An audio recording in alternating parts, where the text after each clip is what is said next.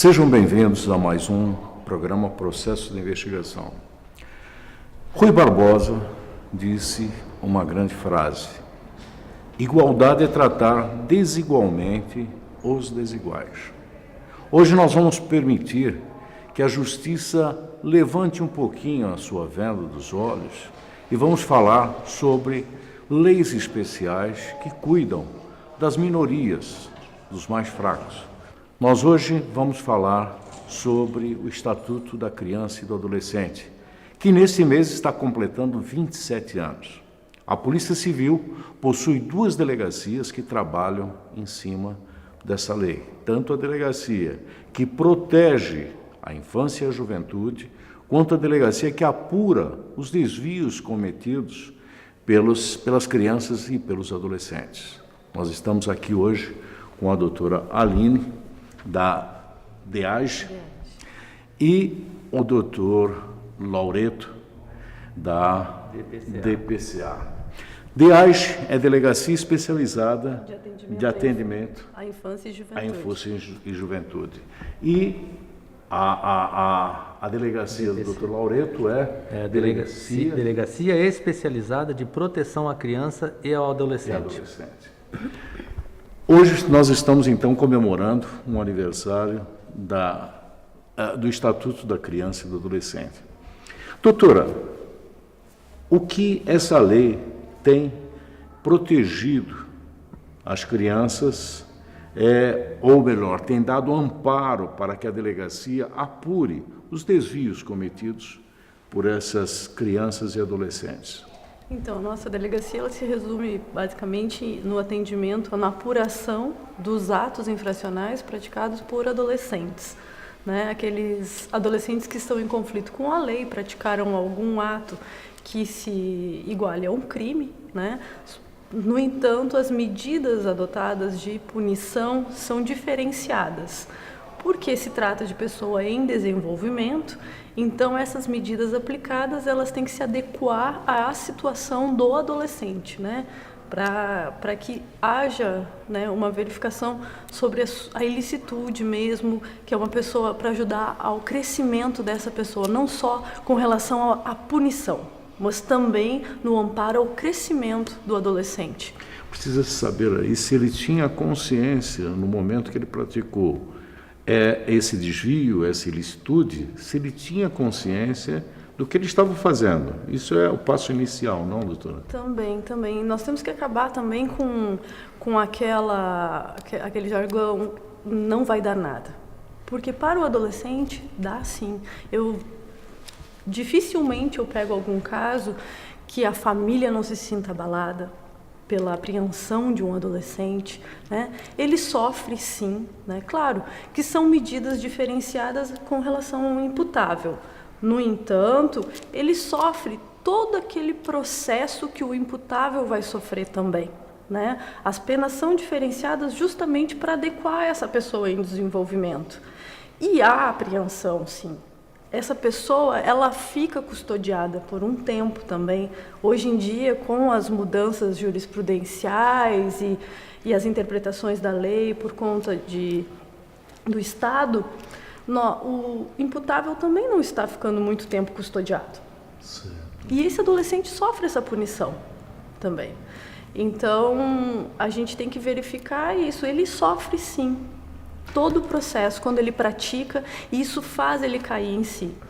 Doutora, nos casos que nós temos em que existem danos, né? Então aí, danos praticados por esse adolescente, os pais respondem a isso também, não? Sim, eles são responsáveis pelos atos do adolescente, né? E eles respondem civilmente, né? Uma ação de reparação de dano, ou até mesmo na própria sentença com relação ao ato infracional, se pode determinar a reparação desse dano. Doutor Laureto, a sua delegacia, então, frente a esse Estatuto da Criança e do Adolescente, o que ela vem fazendo, doutor Laureto? O Estatuto da Criança e do Adolescente, ele traz uma ferramenta bastante útil e muito necessária no momento, ao garantir, né, os direitos das crianças que vivem em situação de risco, cria esses mecanismos de proteção porque nós sabemos que praticamente todos os crimes que vitimizem uma criança ou um adolescente são crimes que nós podemos dizer que sejam crimes continuados. Dificilmente você tem um caso de que uma criança foi abusada num determinado momento, exclusivamente, ou que foi maltratada num determinado momento.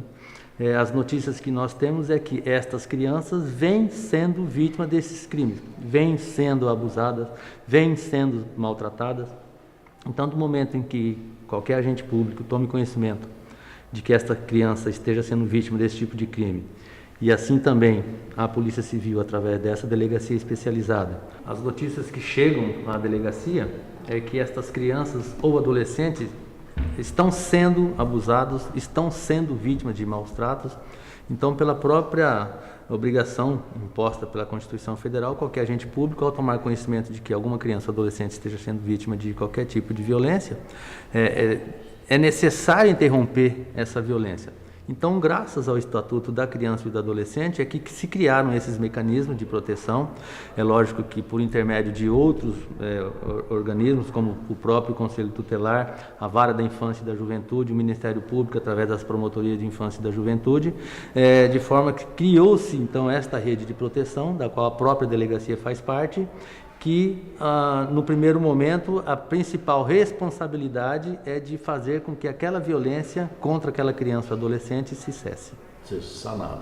Doutor, e o relacionamento da polícia com esses conselhos? Tem havido uma parceria boa, doutor?